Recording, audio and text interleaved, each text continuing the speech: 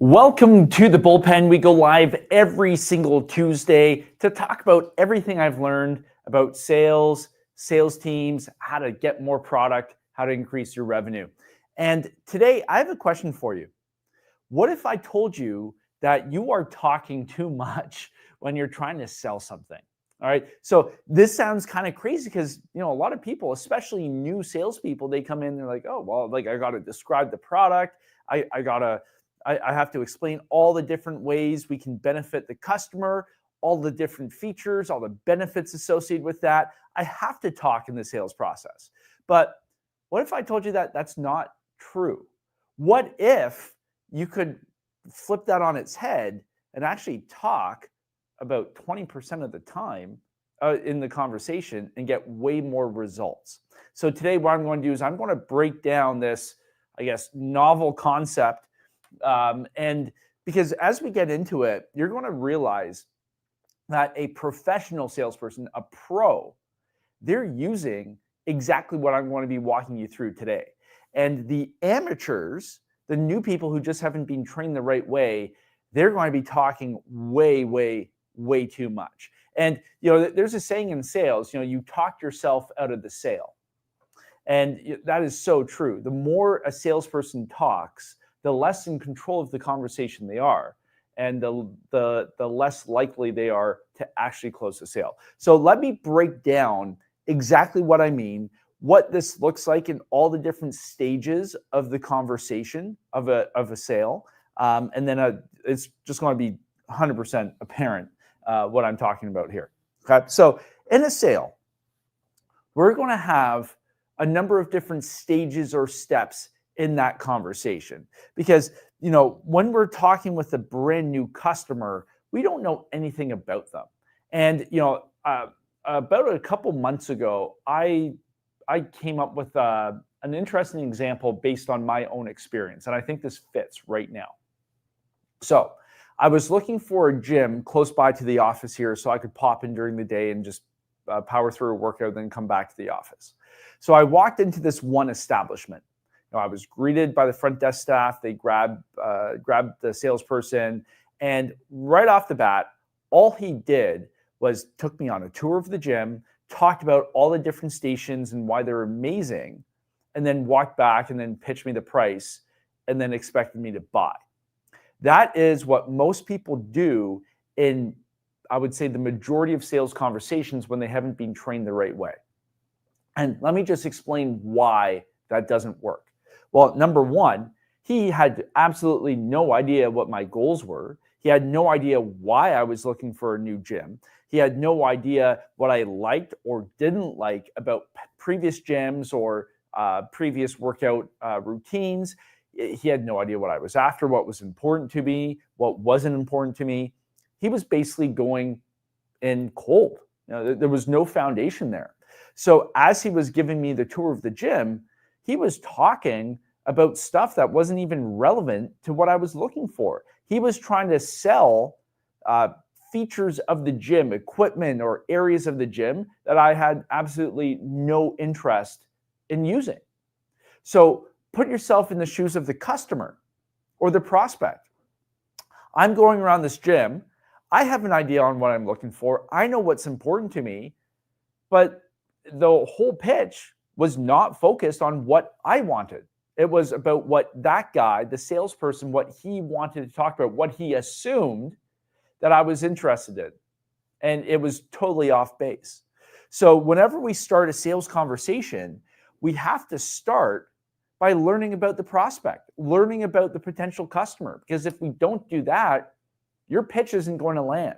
And when I'm talking about pitches, you've probably seen a dartboard before, right? So you've got all the different rings in the dartboard, and then in the middle, you've got the bullseye. If we just deliver a standard pitch, just a standard pitch, boilerplate, it's been written out for you, we're probably going to get, as long as it's a good pitch, we're probably going to get 80% of the way there. So it's going to get stuck right here. But if we actually learn about the prospect first, understand what they're looking for, and then pitch using their own words and focusing on what they want, that's when we hit bullseyes. And so many amateur salespeople, they can't hit bullseyes. Now, most of the time, if you get a really hot prospect, you can be 80% of the way there and they're going to buy because their pain point's strong enough. They already know about the solution. But it's the people who are not quite sold. Maybe they're a 6 out of 10. Maybe they're a 7 out of 10. Maybe they're a 5 out of 10. By understanding the prospect, you have a much higher chance of closing those people. If somebody's 9 out of 10, 10 out of 10, well, you're going to make the sale no matter what. But it's not skill. That's just the customer really wants what you have. They've been pre-sold and they have a significant amount of pain. But a true salesperson is able to take somebody who's 7 out of 10, 6 out of 10, 5 out of 10, understand what they're doing, position the product the right way, frame the solution, and then make the sale. That's what we're going to be covering. Okay, so let me break this down in a sales conversation. Very first thing we have to do, now I'm going to assume that we are, you know what, let's just use the gym membership example, right? Because I think a lot of people can relate to this. New Year's is coming up and everybody's going to be buying gym memberships before they go out the window 3 months later. All right, so somebody walks into the gym. What are we going to do first? Well, first of all, we have what's called the greeting. We're going to say, hey, so-and-so, welcome to, Planet Gym. My name's John, nice to meet you. What's your name? Handshake, friendly smile. Now, if you're selling over Zoom or video calls, that's what we do because we have clients all over the place. You're going to greet them on Zoom. And what you're going to do is you're going to frame the conversation. Okay. So greeting, hey, what brings in, blah, blah, blah, do all of that type of stuff. Now you're going to frame it. And the way you want to frame it is, hey, listen, I want to learn more about what you're already up to with fitness, your goals, what's not working right, why you're even looking for a new gym.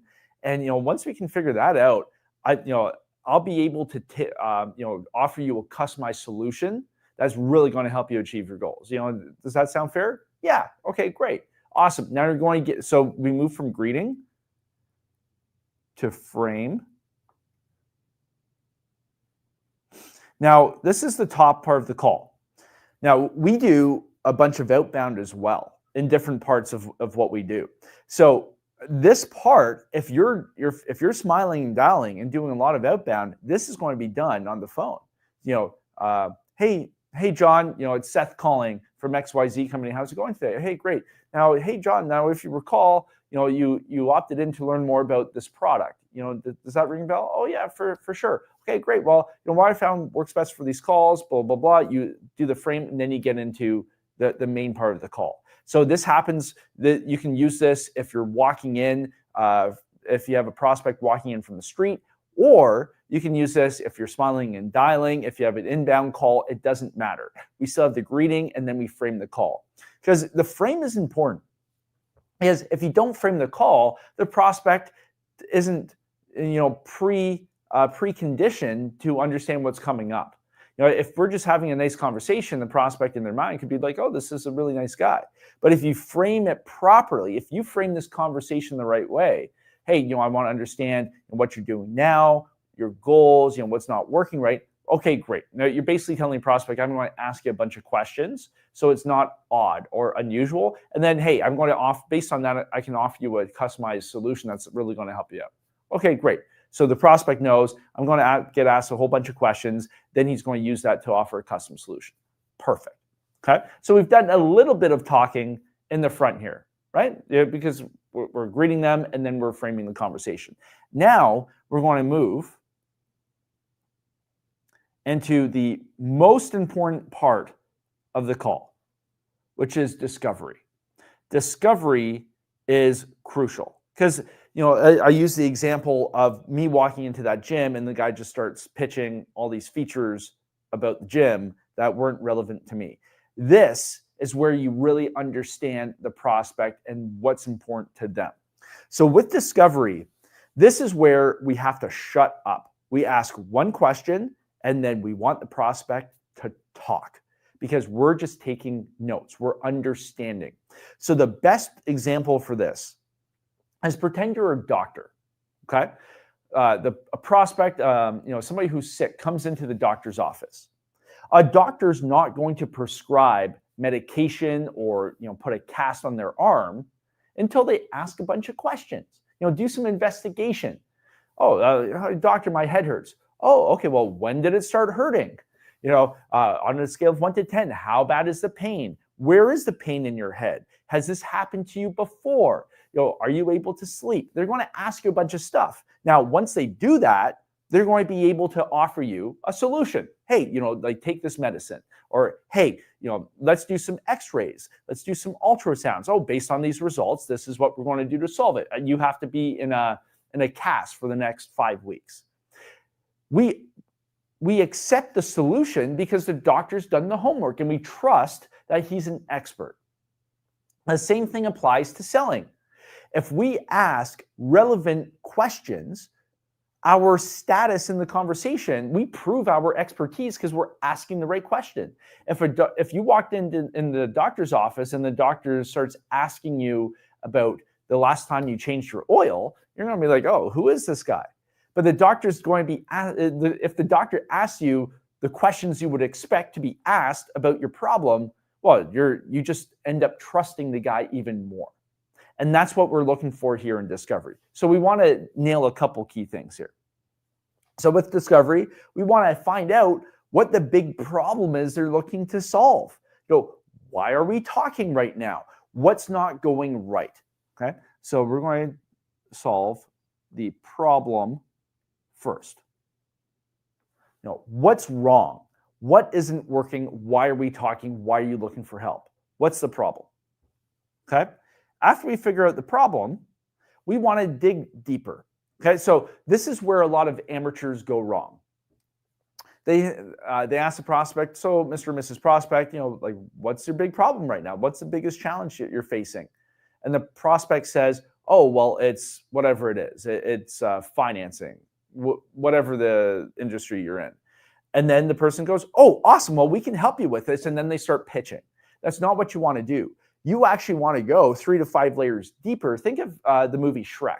With all the onions have layers because, Shrek is complicated. The same thing with your prospects, because generally what happens is the initial answer they give you isn't the real answer. It's what they think, but that's not really the true problem.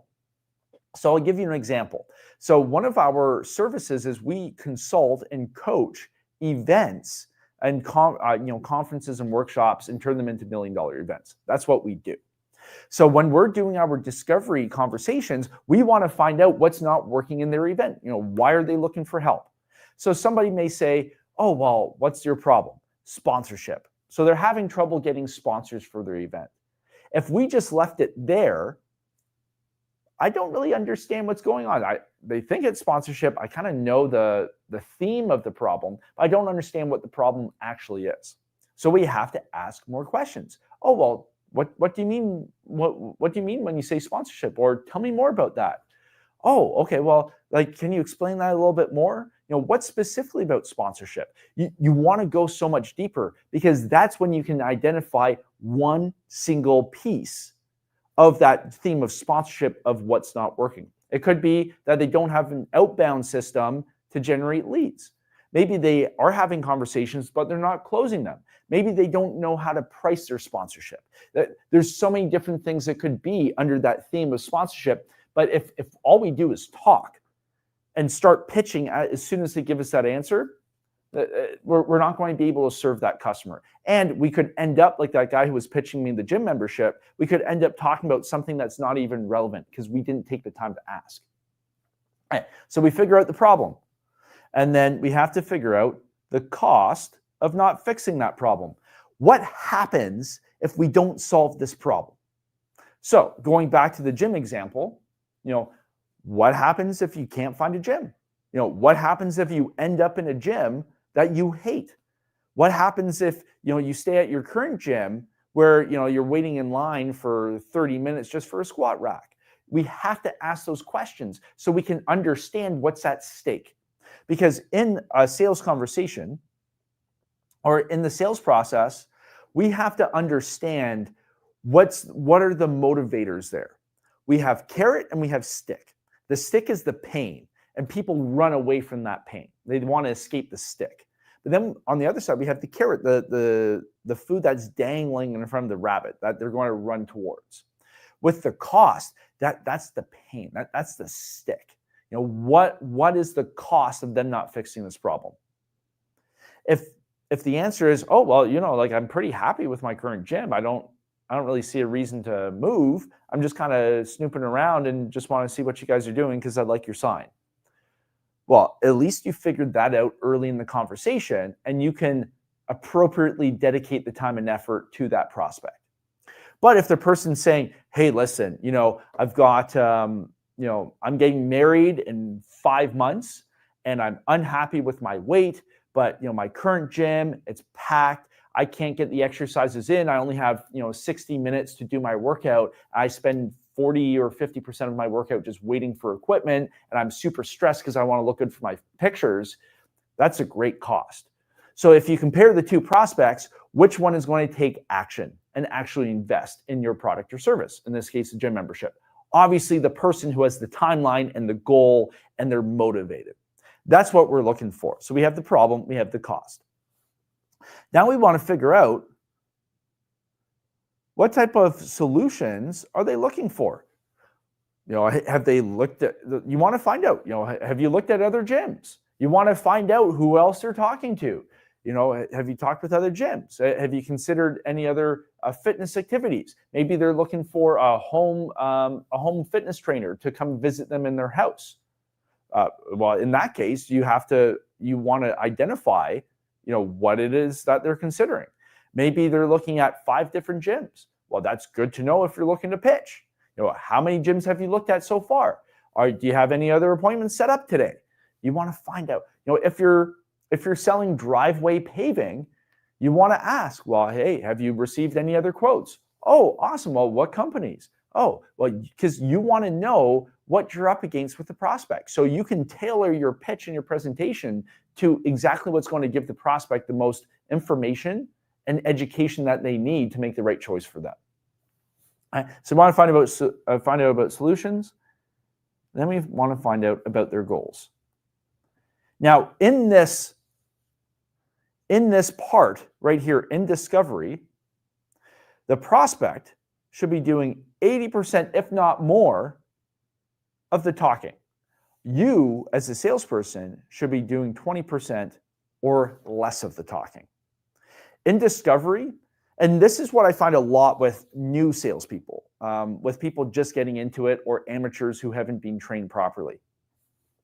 In discovery, they start trying to pitch. So the prospect gives an answer, and instead of asking a follow-up deep dive question, what they end up doing is be like, oh yeah, we can definitely help you. We got this and this and this and this. A professional salesperson, when you're in discovery, you stay in discovery. You are only asking questions. As much as you would love to jump in and pitch and explain what's going on, a professional will fight that urge and stay in discovery until they're done. As what you want is it's kind of like, one of those streams where you have the dam, maybe it's some sand in a sandbar, and then the water starts flowing, and then it goes bigger and bigger and bigger. That's what you want with information coming from the prospect. At the top of discovery, you ask one single question. By the end of discovery, it should just be this massive river of information coming from the prospect. You want them talking by asking questions. Oh, well, what happened next? Well, why is that important? If this happens, what does it do? You have to ask those questions. So maximum 20% of the talking, and those should all be open-ended questions. You don't want to ask yes or no questions. You want to say things like, oh, well, what happened next? What do you mean by tell me more? That's what we need in discovery. After we finish discovery, we want to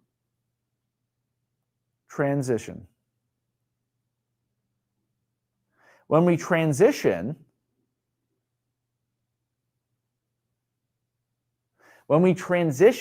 this is basically moving from discovery, where we're doing most of the listening, and then transition to where now the prospect's listening and we're doing more talking.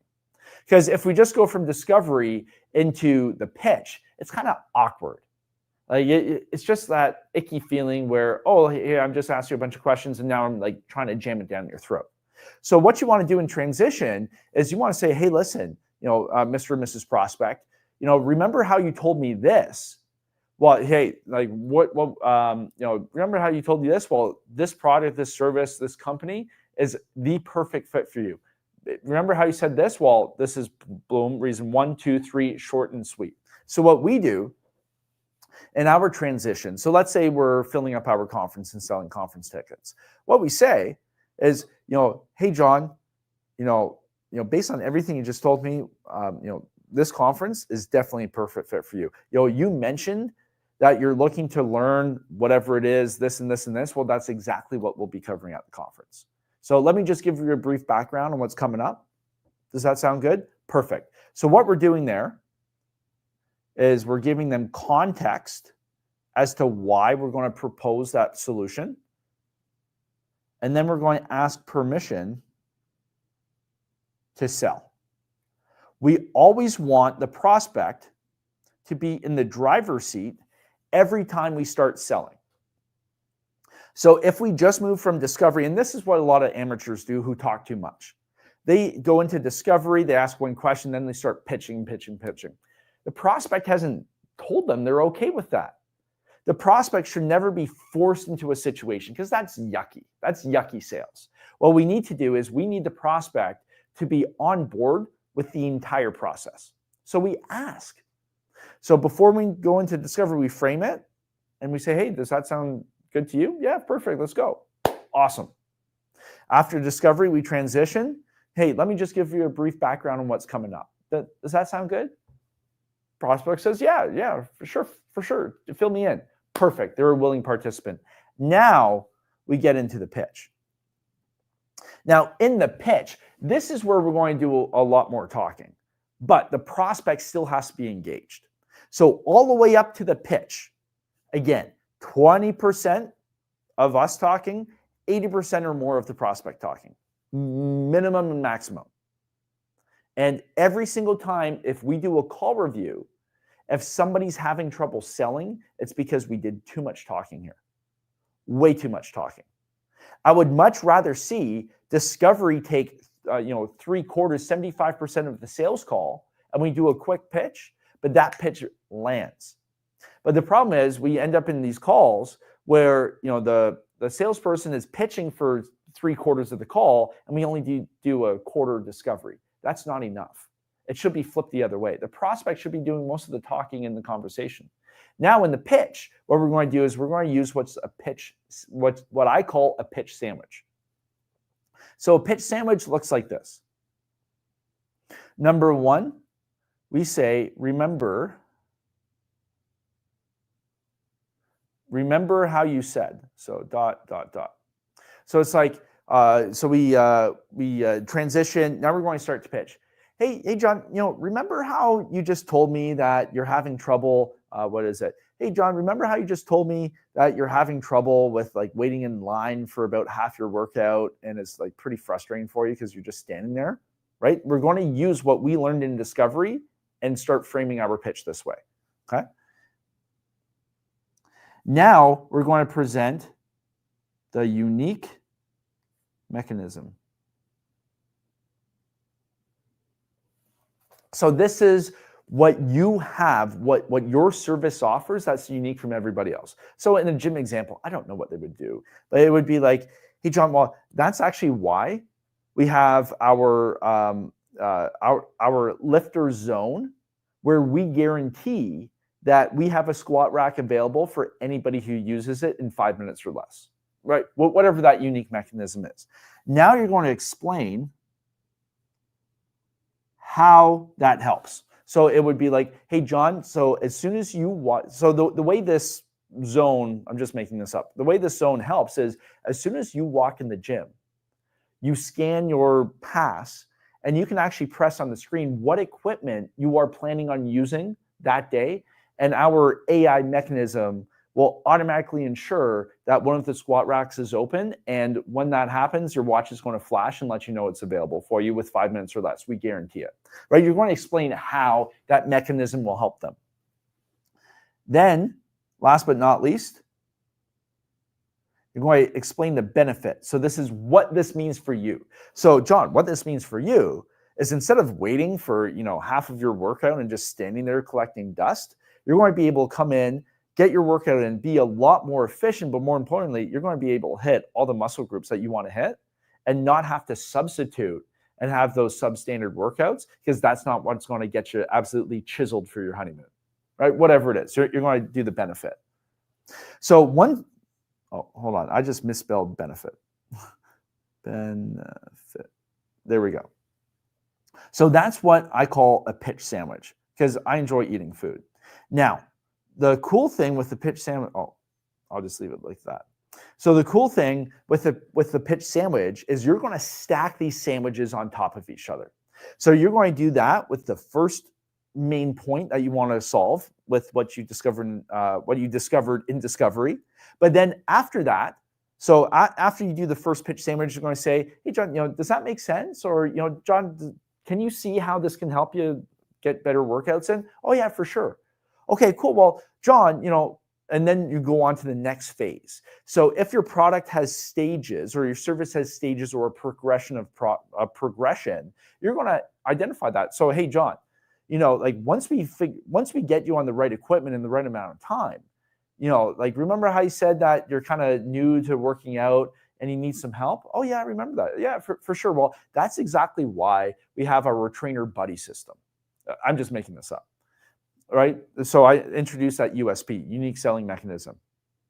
So John, how this actually works for you is we actually pair your first workout with one of our on-site trainers who's, they're not a pushy salesperson. We're not going to charge you anything extra, but they're just going to be able to stick around, give you some tips. They'll keep an eye on you. They're not going to be in your face, but if they see you doing something that's, probably not ideal for your workout, or if they see you doing an exercise and they have some suggestions for you, is it cool if they actually come over and help give you that advice? Oh yeah, 100%. Yeah, well, because this is why, we have like a 90% success rate for everybody who comes in, 4 days or more at the gym, right? So, but I explain how. Now, the benefit for you, John, is, if you take advantage of our buddy system and you come in for at least 4 days a week, we have a 90% chance of getting you ripped for your honeymoon. So what this means is, instead of showing up to a gym and just, hoping it works out, you just have to follow our process. And we know for sure, with absolute certainty, that you're going to be able to crush it, look killer in your tuxedo. And also when you're on the beach on your honeymoon, you're going to have, your new wife just salivating over your abs, whatever it is. And now you can stack 2 or 3 of these pitch sandwiches, and that's your pitch. Now, the important part of this is everything relates back to something you learned in discovery. So we can compare the 2 example pitch sandwiches I just gave you versus what the pitch I got when I walked into that one gym. Night and day difference. Here, we talked a whole lot less. We kept our mouth shut, ears open. We delivered very succinct, targeted pitches that solved specific issues and gave direct benefits for exactly what the prospect wants. That's how a professional sells. And then by the time we end up asking for the sale, so, hey, blah, blah, blah. Hey, John, can you see how this can work for you? Yeah, blah, blah, blah. And then, so John, hey, why don't we do this? Let's get you set up with your gym membership today. This is a process. We're going to it's just a question of your name, some basic details, blah, blah, blah, blah. Let's get this set up. And you're absolutely going to love this thing. I can't wait to see you in 5 months when you're an absolute Greek statue. Right? Does that sound fair? Perfect. Right? That's the sale process. Now, we set ourselves up for success in discovery and listening and not jumping the gun and starting the pitch, which is what happened to me when I walked into that gym. So this is how salespeople talk themselves out of sales, because we just talk too much. if we just listen and understand what the person's looking for and tailor our pitch using pitch sandwiches, you're going to close way more deals. Guaranteed, you're going to close way more deals. So this is what we run through all of our salespeople, because it's like, this is how you sell. And there's so many people selling and not getting results because they don't understand this process. All right. So I hope this was helpful. I hope you keep your ears open, your mouth closed for most of the conversation, because 75% of that call, 80% of that call should be you listening. And then you just deliver your targeted pitch, throw some bullseyes, and then nail the sale. All right. Perfect. So I will see you next Tuesday for the bullpen. I hope this was helpful. And put this into action right away and let me know how you make out. All right. See you then.